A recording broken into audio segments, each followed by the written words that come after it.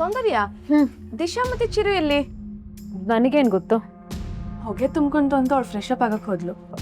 ಚಿರುನು ದಿಶಾ ಜೊತೆನೆ ಹೋದ. ಹೌದಾ? ಚಿರಂಗ್ ದಿಶನ್ ಕಂಡ್ರೆ ಆಗಲ್ವಲ್ಲ?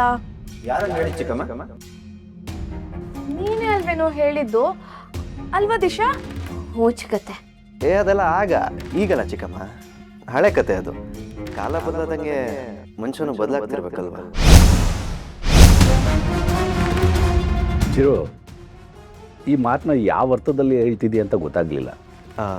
ಯಾವ ಅರ್ಥದಲ್ಲಿ ಅಂದರೆ, ಇಷ್ಟು ದಿನ ದಿಶಾ ಅವ್ರನ್ನ ನೋಡಿದ್ರೆ ಕೋಪ ಬರ್ತಾ ಇತ್ತು, ಬೈತಿದ್ದೆ ಅವ್ರನ್ನ. ಆದರೆ ಇನ್ಮೇಲೆ ಆ ಥರದ್ದು ಏನೂ ಮಾಡಬೇಡ.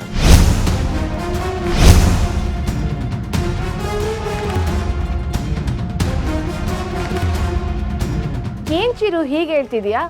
ಮೋಸ್ಟ್ಲಿ ನೀನು ದಿಶನ್ ಜೊತೆ ಚೆನ್ನಾಗಿರ್ಬೇಕು ಅನ್ನೋ ಕಾರಣಕ್ಕೆ ಈ ಪೂಜೆ ಮಾಡಿಸಿದೀಯಾ ಅನ್ನಿಸ್ತಿದೆ. ಚಿಕ್ಕಮ್ಮ ಯಾರ ಜೊತೆನಾದರೂ ಚೆನ್ನಾಗಿರ್ಬೇಕು ಅಂದರೆ ಪೂಜೆ ಮಾಡಿಸೋ ಅವಶ್ಯಕತೆ ಎಲ್ಲ ಇಲ್ಲ. ನಮ್ಮ ಮನ್ಸನ್ನು ನಾವು ಬದಲಾಯಿಸ್ಕೊಂಡ್ಬಿಟ್ರೆ ಅಷ್ಟೇ ಸಾಕು. ಸರಿಯಾಗಿ ಹೇಳ್ದೆ ಚಿರು, ಕುತ್ಕೊಳ್ಳಿ. ಅಲ್ಲಿ ಯಾಕೆ ಹೋಗ್ತಾ ಇದ್ದೀರಾ? ನನ್ನ ಪಕ್ಕನೇ ಕೂತ್ಕೊಳ್ಳಿ, ಬನ್ನಿ ಕೂತ್ಕೊಳ್ಳಿ. It's okay Chirag. ಚಿರು, ಯಾಕೆ ಅವಳ ಫೋರ್ಸ್ ಮಾಡ್ತಾ ಇದ್ಯಾ? ಅವಳು ಅಲ್ಲೇ ಕುತ್ಕೊಳ್ಳಿ ಬಿಡು. ಸೌಂದರ್ಯ, ಚಿರಾಗ್ ನಂಗೆ ಫೋರ್ಸ್ ಮಾಡ್ತಿಲ್ಲ, ಸುಮ್ಮನೆ ಹೇಳ್ತಿದ್ದಾರೆ ಅಷ್ಟೆ. ಅವ್ರ ಮಾತಿಗೆ ಬೆಲೆ ಕೊಡಲಿಲ್ಲ ಅಂದರೆ ಚೆನ್ನಾಗಿರಲ್ಲ ಅಲ್ವಾ? ಅದಕ್ಕೆ ಚಿರಾಗ್ ನಿಮ್ಮ ಪಕ್ಕನೇ ಕೂತ್ಕೋತೀನಿ ಪ್ಲೀಸ್. ಮುದ್ದು ಮಾಡೋ ನೆಪದಲ್ಲಿ ಮನ್ಸಾರೆ ಹಿಡಿ ಶಾಪ ಹಾಕ್ತಿರೋ ನಿಮ್ಮ ಚಿರಾಗ್ ಸಂಬಂಧನ ದೂರ ಮಾಡ್ತೀನಿ.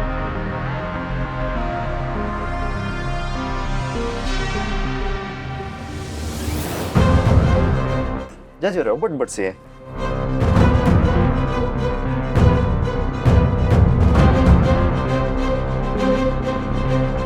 ಏನು ಒಂದೇ ಒಂದು ಬಡಿಸ್ಬಿಟ್ರಿ, ಇನ್ನೊಂದು ಬಡಿಸಿ ಸಾಕು.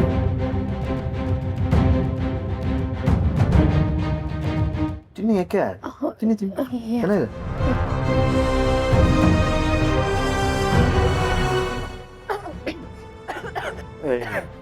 ಏನ್ ದಿಶಾ, ನೀವು ಮನ್ಸಲ್ಲಿ ನೆನ್ಸ್ಕೊಂಡೆ ತೆಗೆಸ್ಕೊಂಡ್ಬಿಡ್ತೀರಲ್ಲ.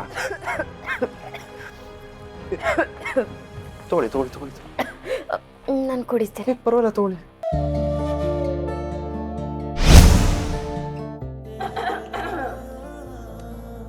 ಚಿಕ್ಕಮ್ಮ, ಅದು ನೆತ್ತಿಗೆ ಏರ್ಸ್ಕೊಂಡ್ಬಿಟ್ರಲ್ಲ, ಅದಕ್ಕೆ ನೀರು ಕುಡಿಸ್ತೀನಿ.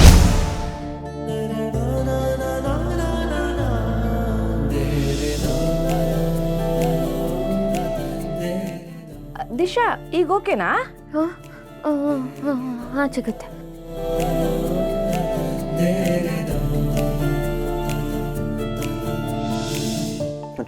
ಅಪ್ಪಂದು ಊಟ ಆಯ್ತಾ?